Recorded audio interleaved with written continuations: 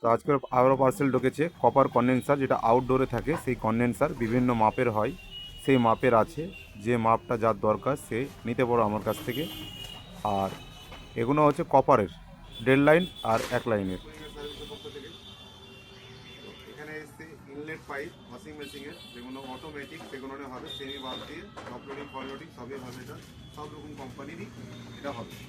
এটা হচ্ছে inlet pipe বলা, 1.5 মিটার 2 মিটার সমস্ত পাইপ এখানে আছে। এখানে যা দেখছেন সবই পাইপ বলা লাগে, যেটা ক্লিন করতে লাগে টাপ। আফটার 15 বার বা 16 বার ওয়াশ করার পরে কিন্তু এটা ক্লিন করতে হবে।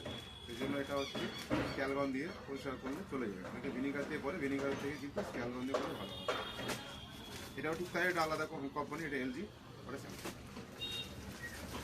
দেখতে পাচ্ছেন সবই আছে। এখানে এসছে আপনার কপার পাইপের মতো দেখতে পাচ্ছেন। এগুলো হচ্ছে এই বান্ডেলগুলো হচ্ছে 20-30 কন্ডেন্সার বলা হয়, ঠিক আছে। 1.5 লাইন আছে, সিঙ্গেল লাইন আছে।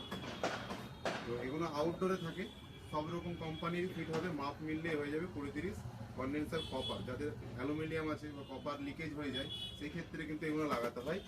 তো এগুলো কন্ডেন্সার, এখানে যেরকম 24-36 আছে, এখানে 1.5 লাইনের কন্ডেন্সার আছে। তো এই সমস্ত জিনিসই আজকে এসছে। আবারও যখন আসবে পার্সেল আপনাদের সঙ্গে দেখাবো। তো এখনকার মতো বাই, সবাই ভালো থাকুন, সুস্থ থাকুন।